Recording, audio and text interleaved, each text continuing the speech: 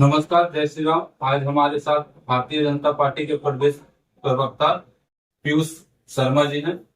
स्वागत है सर आपका हमारे यूट्यूब चैनल पे। लोकसभा 2024 अब बहुत नजदीक आ चुका है। एनडीए गठबंधन बिहार में जो सीट फॉर्मूला होता है क्या तय हो चुका है? देखिए, देश में अभी चुनाव आचार संहिता नहीं लगा है। एनडीए गठबंधन के जितने सहयोगी दल हैं उनके सभी कार्यकर्ता चुनाव की तैयारियों में लगे हुए हैं और समय आने पर एनडीए गठबंधन के सभी प्रमुख घटक दल आपस में बैठकर वार्ता करके घंटे भर में अपनी सीटों का बंटवारा कर लेंगे। एनडीए गठबंधन में जितने भी सहयोगी दल हैं, भारतीय जनता पार्टी में जितने भी सहयोगी दल हैं, वह सभी सहयोगी दल के प्रमुख नेता, उनके कार्यकर्ता, उनके स्थानीय नेता देश के यशस्वी प्रधानमंत्री आदरणीय नरेंद्र मोदी जी के विकास कार्यों पर, देश के यशस्वी प्रधानमंत्री आदरणीय नरेंद्र मोदी जी के जन कल्याणकारी कार्यों पर अपना विश्वास रखते हैं, अपना विश्वास प्रकट करते हैं। दिक्कत यह है सर कि लोजपा अब दो पार्टी बन चुकी है। एक चिराग पासवान की अलग पार्टी है और पशुपति पारस जी का एक अलग पार्टी है। तो दोनों पार्टी करेंगे, हम छह लोकसभा सीट पे दोनों कह रहे हैं हम लड़ेंगे। देखिए, ये फॉर्मूला कैसे तय होगा? देखिए, चिराग पासवान जी और पशुपति पारस जी दोनों एनडीए गठबंधन के हमारे घटक दल हैं और कौन कितनी सीटों पर लड़ेगा यह हमारा केंद्रीय नेतृत्व तय करेगा। और उस बैठक में हमारे केंद्रीय नेताओं के साथ एनडीए गठबंधन के जितने भी घटक दल हैं सब एक साथ बैठ करके फॉर्मूला निकालेंगे और सीट का सामंजस्य करने का काम करेंगे। देखिए, मैंने पहले भी कहा, एनडीए गठबंधन के बीच सीट शेयरिंग पर कहीं से कोई विवाद नहीं है। चिराग पासवान जी भी मेरे पास साथ हैं, पशुपति पारस जी भी मेरे साथ हैं, जीतन राम मांझी जी भी मेरे साथ हैं, उपेंद्र कुशवाहा जी भी मेरे साथ हैं और बिहार से बाहर भी जितने एनडीए के घटक दल हैं वो सभी भारतीय जनता पार्टी के साथ हैं। देश के यशस्वी प्रधानमंत्री आदरणीय नरेंद्र मोदी के प्रति अपनी आस्था विश्वास प्रकट करते हैं।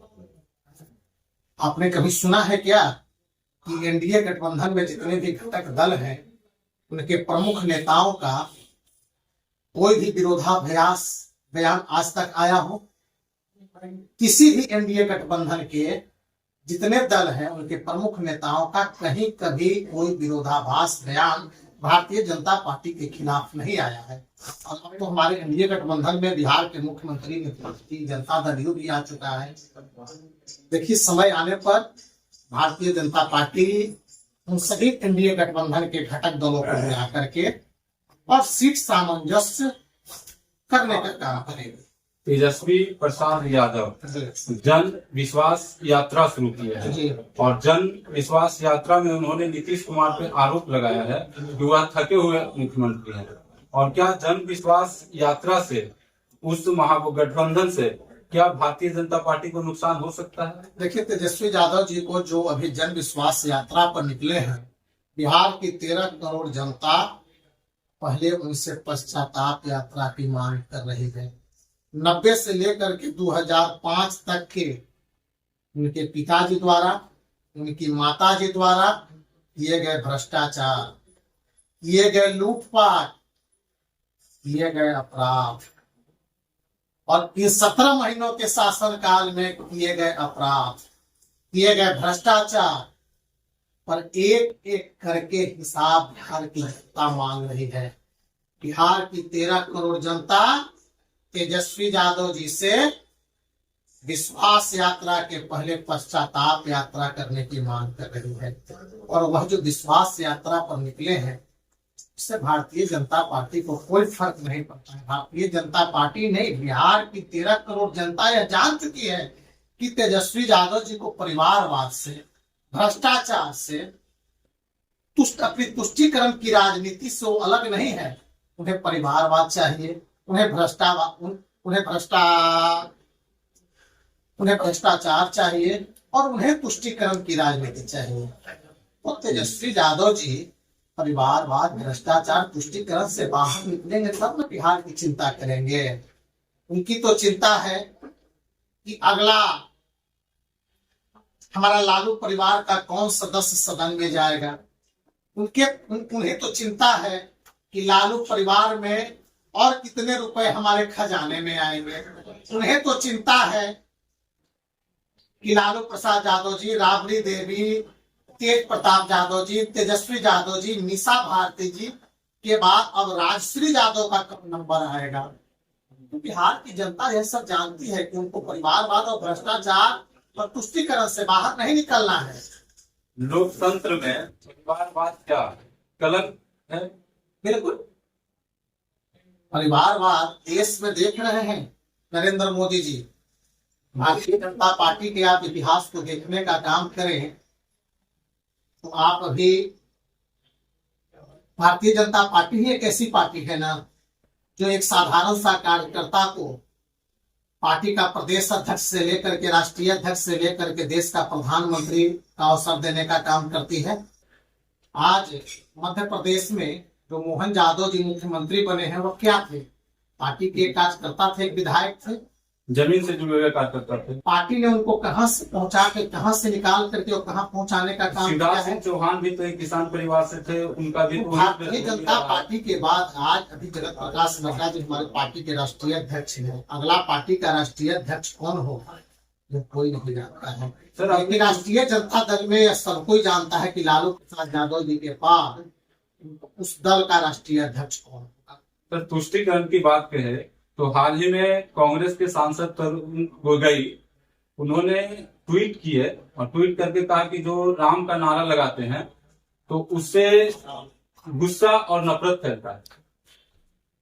जबकि अगर राम जी की उनको पढ़ा जाए, रामचरितमानस को पढ़ा जाए या रामायण को हम लोग देखते हैं तो वो अपने भक्त के यहाँ झूठा बेर भी खाते हैं। ये लोग तुष्टीकरण की राजनीति के लिए, अपनी तुष्टीकरण की राजनीति को सफल करने के लिए लगातार सनातन को गाली देने का काम करते हैं, भगवान श्री रामचंद्र जी को अपमानित करने का काम करते हैं, उन पर तरह तरह की भद्दी भद्दी टिप्पणियां करने का काम करते हैं। लेकिन देश की 140 करोड़ जनता भली भांति जानती है 500 वर्षों के बाद देश के यशस्वी प्रधानमंत्री आदरणीय नरेंद्र मोदी जी द्वारा जो 140 करोड़ देश की जनता की आशा आकांक्षा थी अयोध्या में भव्य राम मंदिर निर्माण, उसकी मनोकामना पूरी हुई है। तो आज देश की 140 करोड़ जनता भगवान राम के भव्य मंदिर निर्माण से अति उत्साहित है, अति खुश है और देश के प्रधानमंत्री आदरणीय नरेंद्र मोदी जी के प्रति अपना विश्वास करते हैं। इसलिए उनकी बातों को कोई तवज्जो देश की जनता नहीं देने वाली है और देश की जनता यह देख रही है और आने वाला 2024 के लोकसभा चुनाव में उनको सबक सिखाने का काम। देश की जनता को माननीय प्रधानमंत्री के नेतृत्व पर भरोसा है? बिल्कुल 100% देश की 140 करोड़ जनता प्रधानमंत्री मोदी जी के विकास कार्यों के साथ, प्रधानमंत्री मोदी जी के जन कल्याणकारी कार्यों के साथ है और भारतीय जनता पार्टी को आशा नहीं पूर्ण विश्वास है कि इस बार भारतीय जनता पार्टी एनडीए 400 के पार सीटें प्राप्त करेगी।